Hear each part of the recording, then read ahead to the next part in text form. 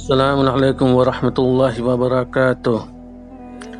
ایک نئی پیشکش پیش خدمت ہے امام زمانہ عجل اللہ تعالی فرجہ الشریف سے رابطے کے بارے میں آیت اللہ العظمی محمد تقی بہجت کی نصیحتیں۔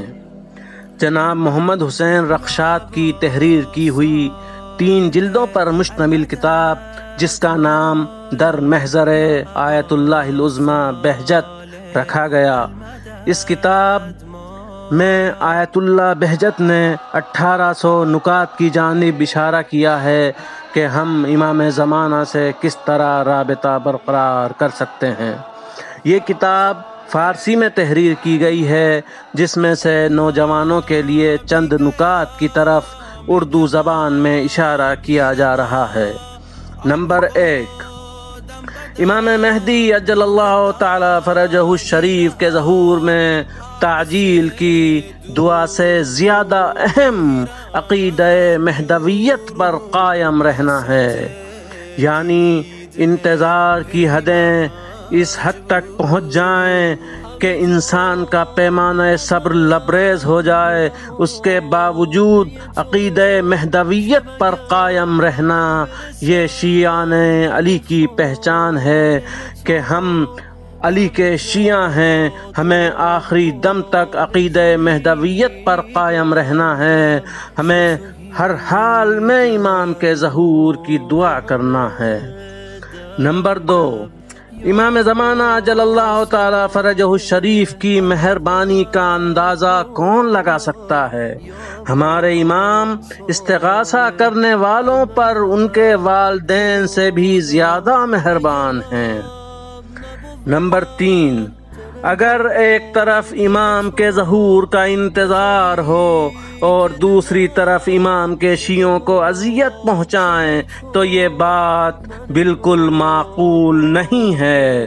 یعنی اگر ہم انتظار کر رہے ہیں، ظہور کی دعا کر رہے ہیں، تو ہمیں اس بات کا بھی خیال رکھنا ہوگا کہ ان کے شیعوں کو کسی طرح کی کوئی اذیت نہ پہنچائیں۔ نمبر 4، افسوس کی بات ہے کہ لوگ امام زمانہ سے اپنی حاجات تو طلب کرتے ہیں لیکن سچے دل سے ان کے ظہور کی دعا نہیں کرتے۔ یقین جانیے اگر ہم سچے دل سے دعائے ظہور کرتے تو آج امام ہمارے سامنے ہوتے۔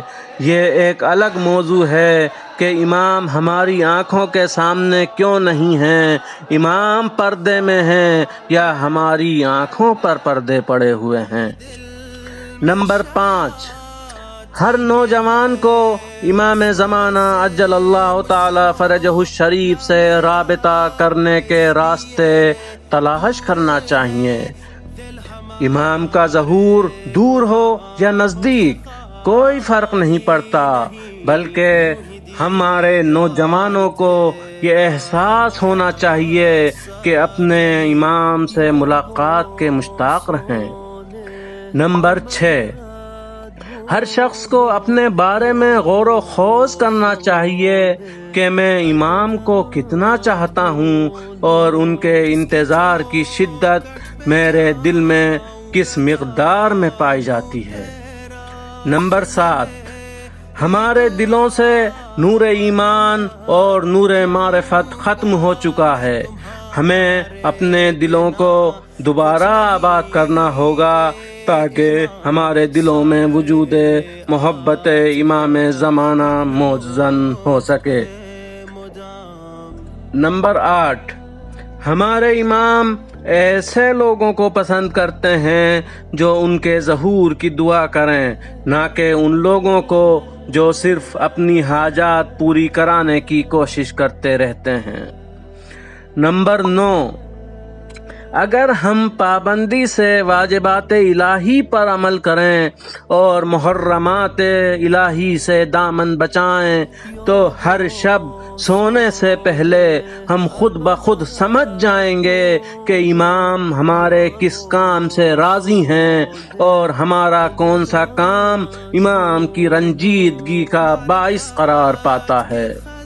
نمبر 10، اس میں کوئی دو رائے نہیں کہ امام کے ظہور کی دعا کرنا نہایت تاثیر کا حامل ہے، لیکن شرط یہ ہے کہ یہ دعا صرف لقلقۂ زبانی نہ ہو بلکہ دل کی گہرائیوں سے ہو، یعنی زبان پر وہی الفاظ آئیں جو دل سے نکل رہے ہوں۔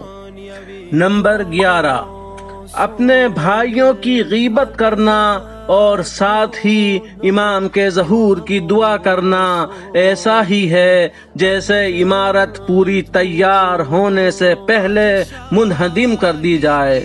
لہذا ہمیں خیال رکھنا ہوگا کہ اگر ہم اپنے دل سے امام کے ظہور کی دعا کر رہے ہیں تو اپنے بھائیوں کی غیبت سے حتی الامکان دامن بچائیں۔ نمبر 12، بھائیوں سے حسد کرنا امام کے ظہور کی دعا سے سازگار نہیں ہے۔ پہلے اپنے دلوں سے بغض و کدورت اور حسد کو دور کیا جائے تاکہ امام کے ظہور کا زمینہ فراہم ہو سکے۔ اللہم عجل لولیک الفرج والعافیۃ والنصر واجعلنا من عوانہ وانصارہ والمستشہدین بین یدیہ۔